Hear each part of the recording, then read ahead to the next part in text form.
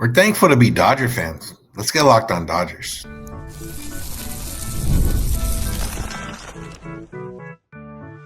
You are Locked On Dodgers, your daily Los Angeles Dodgers podcast. Part of the Locked On Podcast Network, your team every day.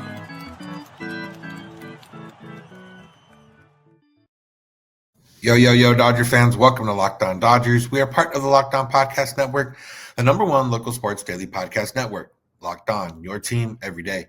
Today's episode is brought to you by Game Time. Download the Game Time app, create an account, and use code LOCKEDONMLB for $20 off your first purchase. This is a daily podcast covering the World Series champion Los Angeles Dodgers, bringing you the smart fans' perspective on our boys in blue. You can find us wherever you find podcasts and on YouTube. All you got to do is search for Locked On Dodgers, and you can make that easy on yourself by subscribing to get notified when our episodes are ready or when we're going live on YouTube like we do most nights. You can go do all of that wherever you get podcasts and on YouTube.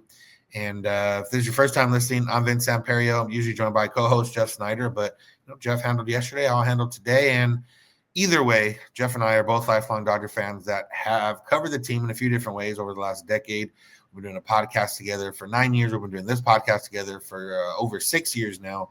So we've talked a lot about the Dodgers. We've been in the press box. We've been in the locker room. We've done pretty much all you can when it comes to covering the Dodgers. And we're here to continue to do that, which is mostly these days talking about how great it is to be a Dodger fan. And the second or the last 2/3 of this episode will be the rest of our interview with World Series champion Ben Casparius. But just wanted to kick off this first segment, talking about why there's so much to be thankful for. I know it's not Thanksgiving anymore as you're listening or watching this, but it was Thanksgiving yesterday, depending when you're listening or watching this. And there's, like I said, we said this a lot. There's no better time to be a Dodger fan, but it's truly true. Like it's one of those things. I put out a tweet a few days ago. I'm 33 years old. The first half of my life, the Dodgers won one playoff game, and that was shout out Jose Lima, and they were only in the playoffs a handful of times, even so. But they always got swept out. Now, the back half of my life so far, they've won 2 World Series. They've been in 4 World Series. They made the playoffs every year for the last 11 years. They won the division 10 of those years.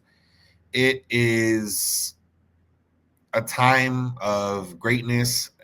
It is a time of success. And again, I know eventually there'll probably be a season where the Dodgers don't make the playoffs, but it would have seemed that if that happens, it would be like a nightmare scenario. Like, so 2 guys are out for the whole year, and then, you get more injuries throughout the year, and then some guys just don't perform. And then it's an ultra competitive division and National League as a whole. It's kind of hard not to make the playoffs these days, considering, the extra teams that they are now. But the way the Dodgers are built, they have their catcher and wherever Mookie plays, and their DH, and at least, Freddie, for everything's locked in for at least 3-4 more years. And then you would imagine they continue to get better, sign different guys. They have a rotation locked in for the next 4 years with Glasnow, Yamamoto, and Blake Snell. And Glasnow is the one. I might have 4 or 5. Either way, that the top 3 of the rotations locked in again with a bunch of other either younger guys or other talent or people they sign. It's kind of filling around that. So it seems like the Dodgers are built to make the playoffs for at least the next 5 years. And then by the time we get to that point, they'll probably have another crop of new players and or tradies and or signees that's going to carry them in the next 5 years. And then, continue on and on and on and on, as long as there continues to be, 1, smart people in the Dodgers organization, 2, not aggressive or maybe not smart people in other organizations. And I don't think the salary cap issue will affect the Dodgers. If somehow in the next CBA there's a salary cap, I still believe the Dodgers would be one of the best teams and making the playoffs every year just because they're smarter than everybody else and they can spend in things that, or they choose to spend and invest in things that aren't on the salary cap, which is, player development and, treating the minor leaguers, making sure that everything's okay there and all that type of stuff, scouting and everything else. So, yeah, truly a thankful time to be a Dodger fan. And it's tough to really see it ending or stopping anytime soon. Obviously the Yankees have had one of the biggest runs of success in general. The 27 championships, even though a lot of them were a long, long time ago, but even coming through the late 90s, early 2000s, and even into now, like the Yankees have only not made the playoffs once or twice in like the last 25 plus years, or even more than that, maybe like 30 years. So it's easy to see the Dodgers, like for this generation right now, the Dodgers are what the Yankees were for maybe my generation, which is, if you're not a fan of them, you probably don't like them, or you might hate them just because they are so good, or how can they keep getting away with this, or how do they do this, or how do they do that? And Andrew Friedman might be the George Steinbrenner of this time with a little bit different personality, but that might be the way it goes. And I don't mind that at all because, like I said, the first half of my life, I didn't get to see really any success other than you got to see good players. And there's always going to be good players when you're rooting for a baseball team. But, for every Mike Piazza, there was, a loss in a sweep in the playoffs, for every, and even Mike Piazza, there was a little bit of, I didn't really understand it at the time. And it's hard to kind of really feel an impact now after the fact. But yeah, I mean, even Piazza leaving was an issue in Dodger world. And he played by the fact that he's a Hall of Famer. Obviously, he went in as a Met, but they never brought him back for any ceremony or anything like that. And, never got his number retired for the Dodgers. So that's just the way it goes sometimes. But yeah, for Fox and, for the McCourts and to go through all that and then now sit where we're sitting, it's pretty great to be a Dodger fan. Pretty great to be the most recent World Series and reigning World Series champion. And for this team to get it done in a way that you wouldn't have expected. Like if before the season started, if you had said, oh, the Dodgers end up this season winning the World Series, you'd be like, oh man, that means Glasnow dominated and Yamamoto dominated in the postseason. And, obviously Ohtani, Mookie, Freddie did their thing in the postseason and other guys stepped up. And, but you probably would have been thinking, oh, the starting pitching, got them through there and the offense did well enough. And that's kind of what happened in a sense, but not necessarily. Like the starting pitching did, obviously they wouldn't have won without the starting pitchers they did have and the performances they did have. But it was a collective effort up and down the lineup. Nobody, Shohei Ohtani had moments, but wasn't, like a crazy standout. It wasn't like Shohei Ohtani and friends. Mookie Betts had a great postseason overall. Freddie Freeman had a great World Series. Tommy Edman had a great overall postseason, but an even better NLCS specifically. Will Smith maybe didn't have the greatest overall postseason, but he contributed home runs in clinching games or games that mattered. Different guys all added up to this World Series championship. And, I'm just thankful to be a Dodger fan and continue, and thankful for this podcast and being able to talk to you guys and, talk with Jeff almost every day and talk about the Dodgers and as bad as it can be sometimes in the sense of, oh man, they lost in the postseason, which is really as bad as it gets these days. For every one of those episodes, there's an episode of, oh, we're a World Series champion, or, oh, the Dodgers just signed Blake Snell, or the Dodgers signed Shohei Ohtani, or, whatever else it is. So, but now, what we are thankful for also is Ben Casparius for sitting down with us. If you want to catch the first half of this interview, you can watch yesterday's episode. Now it's going to come up. It's going to be the second half of our interview with World Series champion Ben Casparius. make sure to keep it locked on Dodgers. Today's episode is brought to you by Game Time. Game Time can help you get into all the events that you want to get into. I remember fondly around this time in 2022 going to a Raider game in Seattle, and I had been to a lot of Raider games on the road, but never seen them win on the road.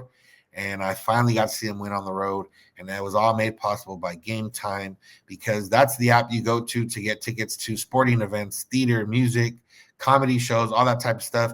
And right now, I probably could even got a better deal if they would have had this back then. Game Time Picks. Game Time Picks filters out the fluff to show you only incredible deals on great seats, so you don't have to waste time searching through thousands of tickets. But they don't just have Game Time Picks that, helps you find those tickets. You can also do a lot of different things to help you find tickets. They got all-in pricing, so you don't have to, no surprise fees at checkout. You can get a view from your seat if you don't know, you want to see what the angle looks like wherever you're going. You've never been there. They have the lowest price guarantee, which means if you find tickets in the same section and row somewhere else, they'll refund you 110% of the difference, or credit you 110% of the difference. And they got the Game Time ticket coverage, which means if you buy with Game Time, they have the most flexible customer service policy in the ticketing industry. So take the guesswork out of buying tickets with Game Time. Download the Game Time app, create an account, and use code LOCKEDONMLB for $20 off your first purchase. Terms apply. Again, create an account, redeem code LOCKEDONMLB for $20 off. Download Game Time today. What time is it? Game Time. When we talk about you growing up, what players, we mentioned Mookie. What players did you look up to? Who were your favorite players? Whether, I want to play like this guy, or just I love watching this guy play. Who did you grow up idolizing? Yeah, I wore number 5 for Nomar. This was when I was way younger too. Especially when he was playing for the Sox. My dad was a big Red Sox fan, obviously. So Nomar, Mookie, obviously. I love watching Garrett Cole pitch. Obviously, the last 5 or 6 years or whatever. I think. If I'm watching every single start he makes, unless I just can't watch. Justin Verlander, Max Scherzer, Walker, Clayton, and being able to share a clubhouse with a lot of guys who I have looked up to is really special, and it's just being in an intimate situation with those guys and being in a clubhouse, it's just really special to see hey, these are why these guys are as good as they are and have been doing it for as long as they've been doing it. It's because they're all they work as hard as they possibly can. One thing we've heard about the Dodgers, just specifically with young players, and Gavin Luck kind of talked about it on the pod, is letting the young guys kind of be themselves and not having. I guess, were you intimidated at all coming into a clubhouse like that with a bunch of future Hall of Famers, All Stars, Yeah. MVP, Cy Youngs? Oh yeah.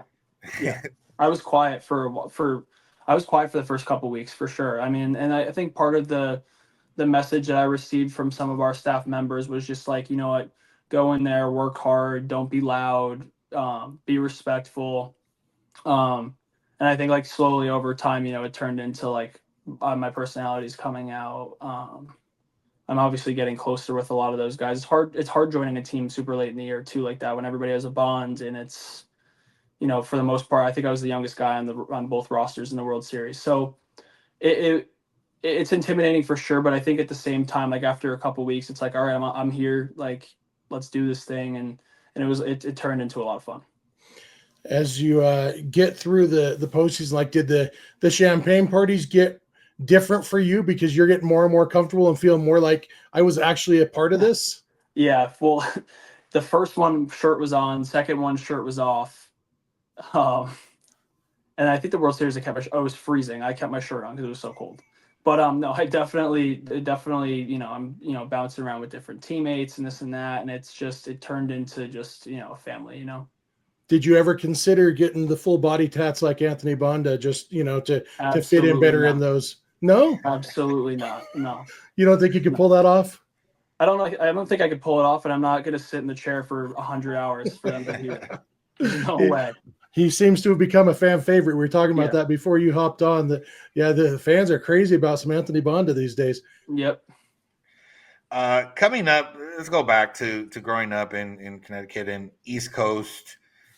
it's not like I'm used to living in LA, so you can pretty much go play baseball any day of the year, and it's going to be pretty good. But coming up there, like, do you think there's a little bit of a disadvantage, or is there an advantage because you aren't playing every single day of the year, or is there maybe no difference? I honestly don't know. I've thought about this a lot too, but I do know that if I lived in LA or if I lived in California or Florida, I don't know if I would have played basketball or football. And I think playing those two sports helped me become a better baseball player. So I think it kind of goes both ways. So I can't really pinpoint if, I probably would have put more into baseball if I was in a warm weather state all the time, but I don't know if I would have gotten burnt out. I don't know if I would have just not loved it as much as I did when the season did turn around and it's not 30 degrees anymore. So it's hard to answer that, to be honest. Yeah. No, it makes sense. And they do say, like, a lot of specializations going on right now in, like, the younger generation, kind of one sport, but a lot of coaches in different sports say they kind of go after guys that did play multiple sports or have played multiple sports. So. Yeah. Especially in college too. I think college programs like seeing the versatility. It's, just the athlete as a whole. And then obviously you come into, a more structured program where they're going to kind of take those tools and blend them into, making you a good baseball player. High school baseball coaches, in my experience, don't really want their baseball players playing other sports, but that's probably varies by high school. They say that Mike Trout was the reason he dropped as far as he did. And it's funny, we talk about dropping as far as Mike Trout dropped to, down to later in the first round, but because he was from a cold weather state. So that's definitely pretty interesting. But then there's, the Northeast is crazy about baseball when it comes to, Yankee fans, Red Sox fans, they're pretty passionate. Just for sure. The weather is pretty crazy. When we, you start thinking about next year, and you're looking at what the Dodgers are trying to do in free agency and trades this offseason. What's your, how much have they communicated with you? What your role is next year, and what are you thinking for yourself as far as getting ready for the 2025 season? Yeah, for me, I mean, there hasn't been any talk about roles or this and that. There's going to be a lot of things that happen this offseason. They're going to make some moves, whether it's signing guys, trading guys. I'm sure, going forward with the winter meetings coming up, there's going to be some stuff that happens. So I can't really speak on that. But for me, I'm going to treat spring training like I've treated every single one, just to, win a job. Doesn't matter that I want a ring personally. Like, I'm not going to walk in and, like I'm owed anything. That's when you start to kind of get in trouble. So for me, it's just come out guns blazing, like I'm trying to debut again. This will be, I guess, the first spring that you start with the Dodgers, right? I would imagine. For spring training? Yeah. So it obviously a little bit different in that sense, but I guess for the offseason, while you say you're going to treat it like the same, but obviously it's a little bit different in the sense of, you have different things you can focus on now. Is there anything you do want to work on that you maybe didn't get to this season? Yeah, I think just with the changeup variations, I think it's whether figuring out different grip. Am I going to throw a splitter? Just figuring out something where I don't really need to manipulate my arm slot as much to make the ball do something specific. And that's something I'm going to dive into probably in January when I start ramping up back to throwing. Other than that, though, it's really just filling up the strike zone. Honestly, it's making sure that the shapes of everything are good. The throw and mechanics are in a good spot and throwing strikes. And I'm trying to keep everything as simple as possible until, the league will tell you kind of what you need to work on, and I think guys try to overanalyze, like, oh, my curveball shape is, bad, or my slider velo is down, or my fastball shape is weird. I think you just need to wait until the hitters on the opposing teams tell you, hey, this pitch is good or this pitch is bad, or don't throw this pitch in this count or throw this pitch in this count. And it's kind of just, it's a trial and error kind of throughout the entire year. So that's kind of how I look at it. Today's episode is also brought to you by FanDuel. Continue to tackle the NFL action with FanDuel, America's #1 sportsbook, because right now new customers can bet $5, get $150 in bonus bets if you win. FanDuel Sportsbook app gives you everything you need to place live bets on the NFL all in one place. Now, if you're listening to this before noon on Friday, I'm telling you, take the Chiefs. They're going to win. The Raiders, not good. That's the easy $5 bet there. But other than that, one that we always say, take the pick against the underdog and pick against the heavy favorite.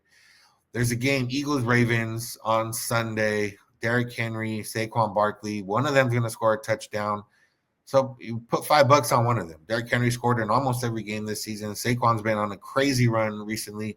So boom, right there. You put $5 on one of them to score, anytime touchdown scorer, and you get 150 bonus bets right after that. So go download the FanDuel Sportsbook app and get everything you need to place those bets and get in on live betting. So when you get a hunch in the middle of the game, you can check out the latest stats, view the live play-by-play, and so much more on the same page where you place your bets.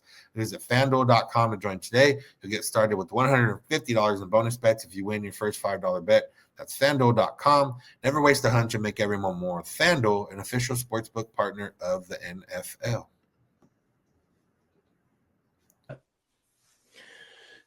Going back to the postseason, we talked about Freddie's grand slam. There were, we talked about Buehler coming down to the bullpen, some of those moments. What other moments stand out to you that when you think back to the 2024 postseason, whether watch for the bullpen or watching from the dugout, that what moments stand out that you're gonna tell your kids and grandkids about? Blake Trinan in Game 5. He goes and gets, I think it was 8 outs, 8 outs. I mean, the guy did everything you could possibly ask for anybody to do the entire postseason, honestly, the entire year. So I think he was a hero. And just, I think the overall vibe when I was down in the bullpen, everybody was handed the ball and it was just go out and just mowing people down the whole postseason. And we weren't talking about it. We weren't like, hey, we're on fire right now, this and that. It was the same preparation every single day. There was no deviation. And honestly, it didn't even feel like we were playing in the World Series. Like obviously it did with the atmosphere, but I'm saying nobody's, getting nervous or they're tight or they're doing more because it's a bigger game. It was just the overall just same vibe every single day that I did play it when I was in regular season to postseason. There was no change in anybody's routine. Was there talk in the bullpen when Trinan was going in? Because like we said, you guys had done the math, we've still got 3 innings to go and you're 3 1/3 innings to go in this game. Yeah. How are we going to get through this? Like when he walked out of the bullpen to head out to the mound, were you guys thinking he might have to finish this thing? For sure. And I didn't think he was going to go 4 innings, but I definitely, we all knew that when he went out there, it wasn't just going to be for 1 inning unless obviously something, happened. But no, he was a hero that game. He did what he, and Doc came out to the mound too, to take him out. And I don't know what the exchange was, but he wasn't coming out of that game. There was no way. And that's something I'll remember forever, for sure. Now, talking about moments, you were on the mound when Mookie goes and makes that catch near the wall, and the fans are grabbing. Did you see that in real time, or is it one of those where you didn't realize that maybe you were turned around or getting the ball or whatever? No, I saw it in real time. It was the second pitch of the game.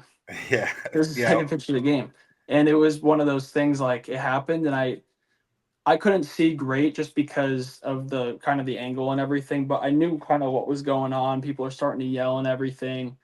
And it was crazy. It was like another gear flipped. And I was like, oh my God, like here we are in New York. Like it's chippy with the fans. Nobody's ever seen anything like that before for the most part. Like it was insane. It was insane. And it was, like I said, it was the second pitch of the game. So the tone was set pretty quickly. Was it hard, or did you guys talk about it like in the dugout? Was it, obviously it's a World Series game going on and you guys are, trying to close it out, but that is something, like you said, that nobody probably had ever seen before. Is it something that got talked about? I mean, I was pitching, so I didn't really know what was being talked about, to be honest with you, but I'm sure everyone was talking about it. Yeah. It's hard not to. Yeah. In Game 5, when in that 5th inning, when Teoscar hit the double, when he hit the ball, how good was your view? Did you think it was gone off the bat? Did you think it was going to be caught? Do you remember what you were thinking when he hit that ball?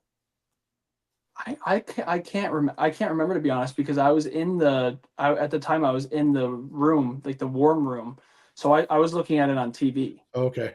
And off the bat, I didn't really know what to think, but I didn't think it was going out, but I didn't know it was one of those tweeners where it was, whatever happens can happen. But no, I mean, that was the hit right there. That's where things got going. It's where, once that happened, it was like, oh, we're going to win this game. There's no doubt. It did that confidence stay even when his Yankees took the lead. Stanton hit a sac fly later to give the Yankees the lead. But, I've heard several people, on that Mookie podcast saying we knew once we tied it up, we knew we were going to win this game. Like, does any of that diminish when, oh crap, we're behind again? No, I don't think so, because we were playing loose the whole postseason. There was never any pressure on anybody. Even that San Diego game where we were facing elimination, I don't know. At least for me, I was like, there's no way we're going to lose this game. I never thought for a second the season was going to end. I never thought for a second we were going to lose that series. And I just think, game 4, those guys are playing with absolutely nothing to lose. And that's when teams are really dangerous. But we come back, they're up 5-0. We come back clawing into that game. Now the pressure's back on them. And we just, we're still up 3-1 in the series. Like, there's no pressure on us in any way. And that's where they start feeling it at home like that. And that's a huge momentum shift, regardless if we had to lead the whole game or it was kind of up and down scoreboard wise. But yeah, the momentum shifted for sure. And then the pressure's back on them. Like, hey, we need to get it in gear. And that's when it becomes hard to score runs. I like that thought. One guy I want to talk about is Will Smith. He caught every game of the postseason, going through multiple bullpen games and all that type of stuff. And obviously it's a greater, Mark Pryor, Conor McGinnis, everybody as a whole. But like for Will Smith specifically, like what can you say about him that helps you as a pitcher? I mean, I think outside of the fact that he's really smart and he's a great player, he's a great catcher, great hitter. I just think the dialogue between me and him, he understands me being a rookie. I don't have experience like a lot of the other guys. And I think just having him out there is, it's calming. He understands like his role. And I think he's just, he's a great teammate. And I think we got through a lot together in a lot of like pretty big situations. Bouncing off that with Mark Pryor, I think in the World Series, he came out and talked to you and, you ended up getting out of that inning. And there was multiple times where he kind of came out for different pitchers and talked it down. Is it one where he's giving you specific advice on your pitching, or is it one just like, hey, calm down, take a breath, you got the stuff, let's keep it going? Yeah, it's more just giving me a breather. Just like, hey, you know what? I'm just coming out, giving you a second. If you walk 2 guys in a row, it's a lot of pitches or whatever it is. Things start to speed up. I think he just came out to give me a breather, just get on the same page, and just kind of prepare for the next at bat and see kind of what we wanted to do and just attack wise for the first pitch. This Dodgers team this year was special at taking advantage of opportunities. And, we had a comment on our YouTube the other day, somebody saying, well, Dodgers got lucky because the Padres choked and then the Yankees choked. And if Freddie gets that lucky grand slam, and it's like, grand slams, every grand slam happens because 3 guys got on base and then the dude hit a home run, you can't just say, oh, they got lucky that Freddie hit that grand slam. Well, what, Freddie could hit a bloop single and they still would have won the game. Exactly. And even in that game 5, when, obviously the Yankees played terrible defense in that inning, but after the last bad defensive play, it was still 5-1 Yankees with 2 outs in the inning, and the reason that you guys came back and won that game is because Freddie got the 2-run single and Teo got the 2-run double, after all the bad defense is over.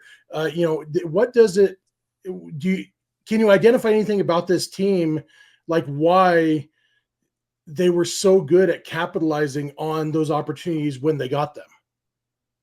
I mean, if you look at our lineup, you can't give away free bases. You just can't. You're gonna run into Mookie, Shohei, Freddie, Teoscar, Will. Like bad things are gonna happen if you walk guys and you make errors against our team. It's just how it is. It just has, and that's just in general with baseball to begin with. But then you have you have 6 or 7 all-stars in your lineup, you're gonna be in trouble. Taking it back to when you got drafted by the Dodgers, 5th round. And at that point, you specifically, like, is there, I just want to get drafted, or, is it a little bit, I got drafted by a team that, one, has been good for a while, and two, has, been known to help younger guys out? Like, it was a little bit different being the Dodgers being drafted by them? Yeah, I mean, I got calls earlier in the draft a little bit. And I didn't, the money wasn't right, one, but I also just, they weren't organizations I necessarily wanted to be with. And I jumped all over the Dodgers in the 5th round when I got that call. I knew that was, yeah, they have a lot of talent. They have a lot of money. It's a big market team. But you need to trust yourself, you need to trust what you do. And, you get around people that are really gifted, baseball minded people. They're going to, I got, even the first 2 weeks of minicamp, I was a different person. It was night and day. And that's kind of the buy-in that I had, and the kind of what I figured. Okay, cool. Last one I had for you in terms of, we talked about a lot of parade and celebration and everything else. Who is your favorite person to watch throughout this entire postseason, in the fun moments, in the champagne celebrations, in the parade, and even the party at Mookie's house? No details needed, but who's your favorite person to kind of watch throughout this whole thing? That's tough, man. I'm gonna go with Kirsch. Because we had 2 buses, so it was kind of split half and half. And to watch Clayton Kershaw with his kids, and to experience a parade for the first time in his career, which is so decorated, and the guy has done everything that you could possibly do on a baseball field. And for him to say, like, hey, this is like the best day of my career, or like one of the best days of my life, is really meaningful. And I think that honestly gave me a lot of meaning as well. Like, it's like, this is somebody I've looked up to for a long time. He's been in the league since he's 19 years old. He's been a Dodger for life. It's for him to experience that, and for me, literally, like, for probably a good 20 or 30 minutes, and it was packed, obviously, so everybody's really near each other. But I remember this like very small 20-minute period where I was literally right next to him and his kids, and I was like, this is the coolest thing I've ever seen. And like, it was how happy he was, and just getting up on the stage, obviously, when we entered the outfield, that was one of the coolest things I've ever seen. That's awesome. I'm a huge Kershaw fan. My last one, you mentioned your dad's a big Nomar fan. Nomar's one of us now. You are one of us now. Has your family converted to the Dodgers? Oh yeah. Yeah. I mean, I think at heart, like, my dad's still, he wants the Sox to do well, but if we played them in the World Series, he's not. I mean, he's in trouble if he's rooting for them. Or he's not getting tickets. That's for sure. I saw Vesia's dad was a Yankee fan, and he was still wanting to root for Yankees too. Yeah. So he's got to be careful. He's got to be careful. My son, when he was younger, asked me, "Dad, would you still love me if I get drafted by the Giants?" And I told him no. So. Yeah, that's tough too. That's tough too. But yeah. Well, Ben, this was awesome. Thank you so much for guys. taking the time. It's congratulations on everything, whirlwind season, and hopefully February comes around, you can come in and show that you are here to stay, because we love watching you pitch, and for sure, really enjoy talking to you. Thank you, guys. I appreciate it. Let's talk soon. We'll catch up. I want to thank you for making Locked On Dodgers your first listen. Make sure to check us out wherever you get podcasts and on YouTube. Make sure to check out Locked On Sports Today and Locked On MLB. That's going to do it for today's episode. Thank y'all for listening. Thank you for making Locked On Dodgers your first listen of the day. Make sure to find us wherever you get podcasts and on YouTube. Make sure to subscribe and get notified when episodes are ready or when we're going live on YouTube. You can check out Locked On Sports Today and Locked On Sports Los Angeles, 2 24/7 streaming channels from the Locked On Podcast Network, bringing the biggest news and stories from the sports world and the LA sports world. You'll be on the podcast called Locked On Dodgers Insider. We're going to join subtext.com/Locked On Dodgers. Follow us on social media, Twitter, Instagram, and TikTok at Locked On Dodgers. can send us an email, lockedondodgers@gmail.com, or leave us a voicemail, send us a text at 323-863-5625. We're here every weekday morning, and we hope you'll be here with us. When you get in your car, or if you're at home, tell your smart device, play a podcast, Locked On Dodgers. And remember, you don't have to agree. You just have to listen. Have a good one.